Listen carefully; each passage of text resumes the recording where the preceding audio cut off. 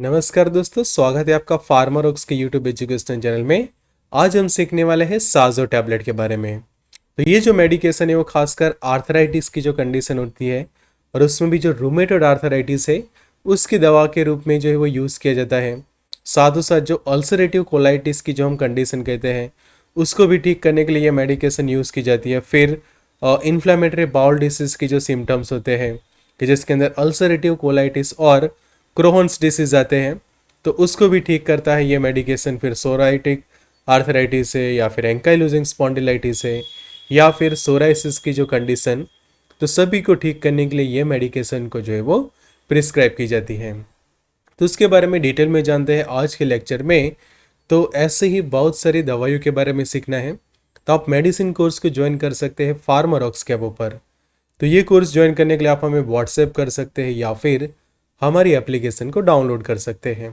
अब आते हैं टॉपिक पे और समझते हैं साजो टैबलेट के बारे में।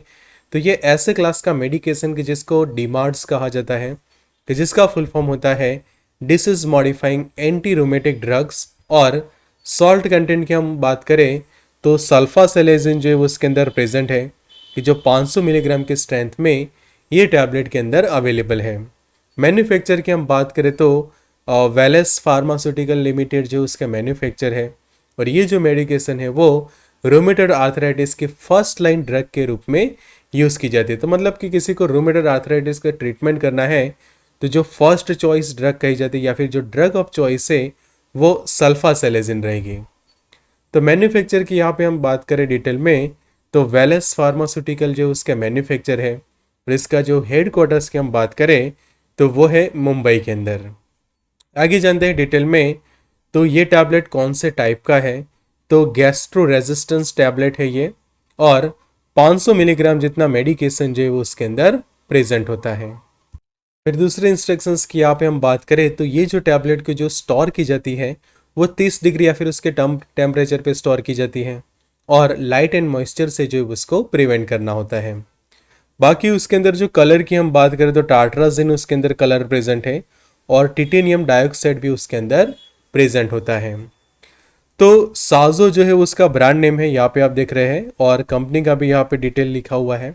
साथ ही साथ RX मतलब कि ये प्रिस्क्रिप्शन बेस्ड मेडिकेशन है और यहाँ पे आप देखो कि शेड्यूल एच ड्रग है। तो शेड्यूल एच ड्रग होने के कारण इसको जो है जब भी रिटेल में बेचा जाता है तो प्रिस्क्रिप्शन के साथ ही जो है उसको बेचनी होती है। तो यहाँ पे उसका बैक कवर भी आप देख सकते हैं, ब्लिस्टर पैकिंग यहाँ पे आप देख सकते हैं कि एक जो ब्लिस्टर होता है उसके अंदर 15 जितनी टैबलेट्स जो है वो अवेलेबल होती है और यहाँ पे कंपनी की डिटेल आप देख सकते हैं और ये गैस्ट्रो रेजिस्टेंस टैबलेट के रूप में अवेलेबल होती है। तो शुरुआत में मैंने आपको उसके बेसिक यूज बताए, तो अब जानते हैं उसके बारे में डिटेल में।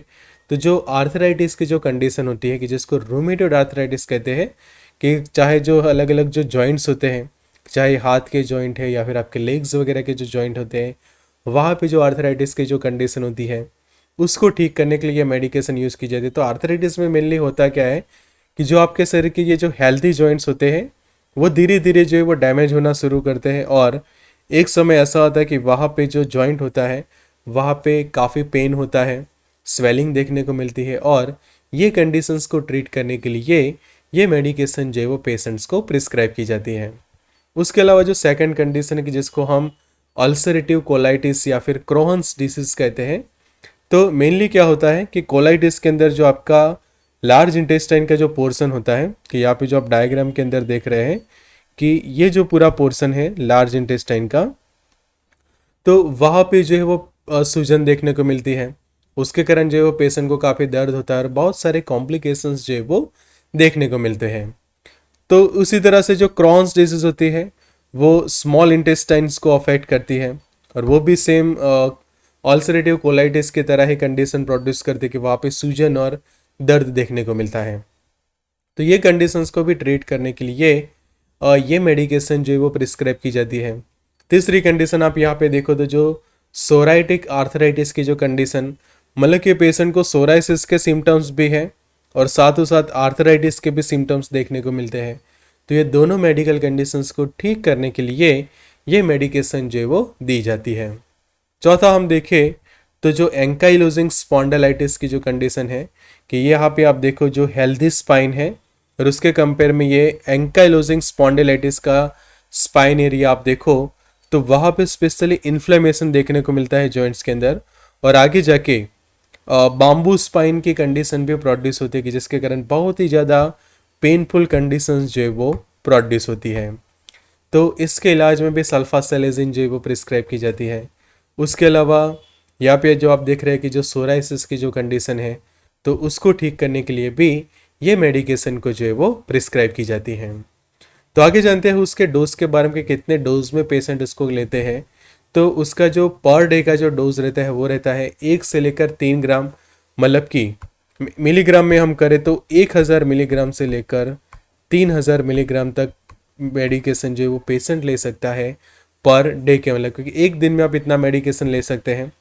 और टैबलेट के तौर पे हम देखें तो 500 मिलीग्राम का जो टैबलेट है वो पेशेंट दिन में 2 बार या फिर 3 बार भी ले सकता है। पर ध्यान ये रखना है कि खासकर लो डोज से ट्रीटमेंट शुरू करनी चाहिए जिससे कोई साइड इफेक्ट्स वगैरह भी ना हो। आगे बात करते हैं उसके मैकेनिज्म की कि कैसे ये मेडिकेशन जो है वो काम करता है। तो ये मेडिकेशंस क्या करती है कि जो प्रोस्टाग्लैंडिन्स जो होते हैं उसको इनहिबिट कर देती है, कि जिसके कारण वो एक लोकल एंटी इन्फ्लेमेटरी के तौर पे काम करता है। कि तो ये मेडिकेशन लेने के बाद क्या होता है कि जो सूजन होती है वो धीरे धीरे कम हो जाती है और जो पेनफुल कंडीशन जो प्रोड्यूस होती है वो जो है वो कम हो जाती है और पेशेंट को जो है वो रिलीफ मिलता है। अब बात करते हैं उसके कुछ साइड इफ़ेक्ट्स के। तो उसके कारण कुछ लोगों को स्किन के ऊपर रैसेस हो सकते हैं। दूसरी साइड इफेक्ट देखें तो स्टमक अपसेट जैसा होना, नोज़िया वॉमिटिंग हो जाना, लॉस ऑफ एपेटाइट, हेडेक जैसा डिजीनेस या फिर टायर्डनेस, मतलब कि थकान हो जाना, डिजीनेस जैसा फील होना, भूख कम हो जाना। सीरियस साइड इफेक्ट हम देखें तो बोन मैरो सप्रेशन एक ये साइड इफेक्ट करवा सकती है।